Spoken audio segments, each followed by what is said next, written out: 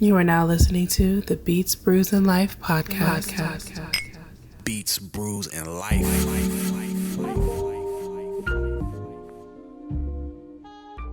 Peace, everyone. Welcome back to the Beats, Brews, and Life podcast. I am still your host, Maurice Daniel. I am still kicking it with my brother and beer, Bernard. We are still kicking it with DJ Tag. Hey. We just had a pretty good sour. Man, that was hitting for early in the morning. That was Yeah. right. That's how you start your morning.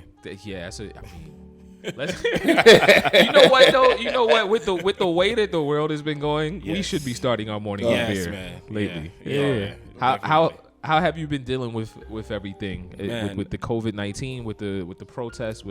How do you feel about everything? Man, it's been an adjustment, but it's also great to be in this time. To be honest, I think a lot of us have been like, "Oh, 2020 is the year from hell," and it's just so bad. But I think when I think of 2020, you talk about clear vision, and I think we were just beginning to see things clearly as far as what's going on in our society, what's going on.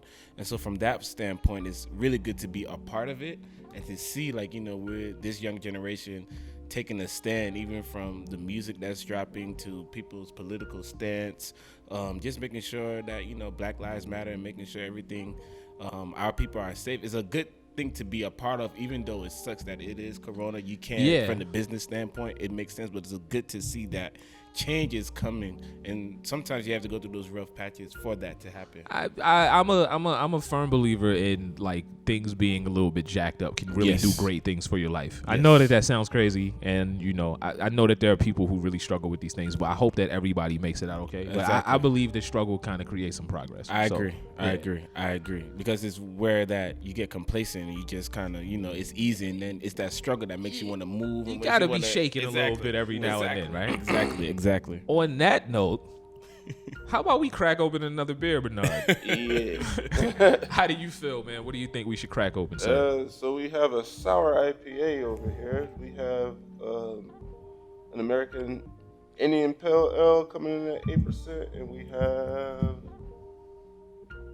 Oh, that's the same one. I meant to grab the other one out. Cool. It's all good. Literally, we have an IPA or a sour IPA. Let's leave it up to the guests. What do you feel?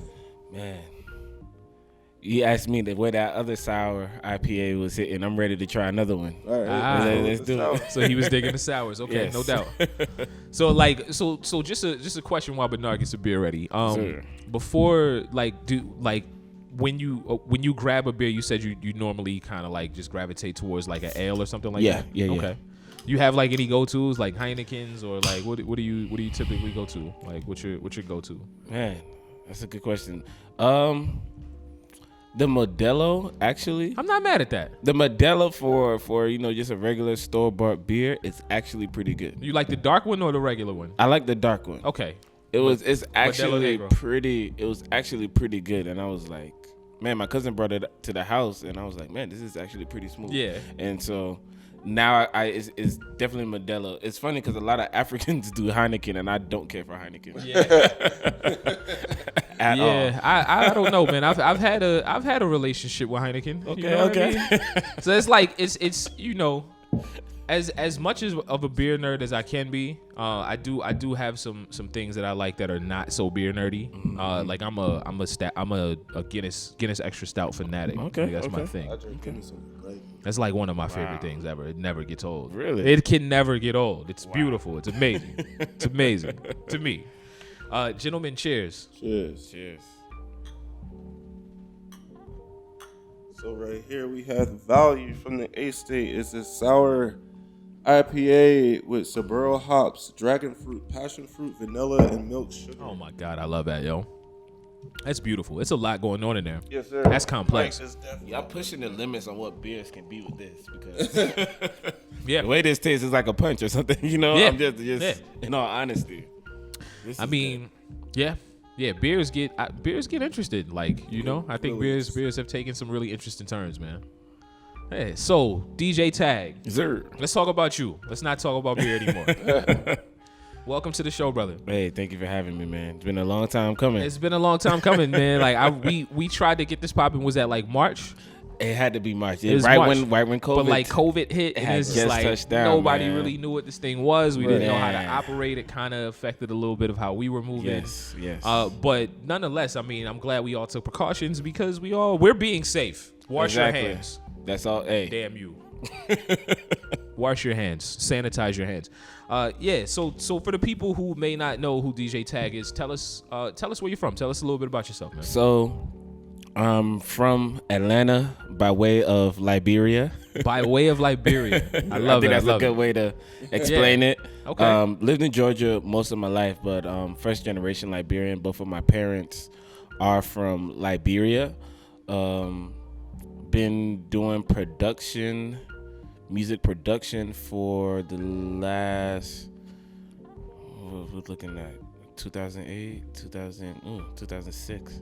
2005. Yeah, it's going 15 back. years in. Yeah, 15 years in. I've been doing production. Nice, man. Because Nice. I started when I got into band in high school. I played the trombone, and I also used to write and arrange for the band. So I used to write the music and arrange for the band, and from there it led into production because we used to use a thing called Finale at the time, and I would have to write the notes out for each instrument, and then from there I just gravitated towards Reason, and then Fruit Loops, and then Logic, and I find myself getting deeper and deeper into production, which is where I live right now, and Nice. do that, and also DJ. Been doing that for 8 years. DJing for 8 years. 2012, and I've seen pictures of you at Whiskey Blue. yeah, I Whiskey DJ'd there. Blue's dope. I love Whiskey Blue, man. I actually have a residency there. Nice, man. So before the COVID, I was there once a month. Nice. So I had a night, and I was just dedicated to just different vibes. I had an event called For the People, and just play all kinds of music and different things. So a lot of people used to say Whiskey Blue was kind of stuffy, and now the vibe has changed. The vibe, yeah.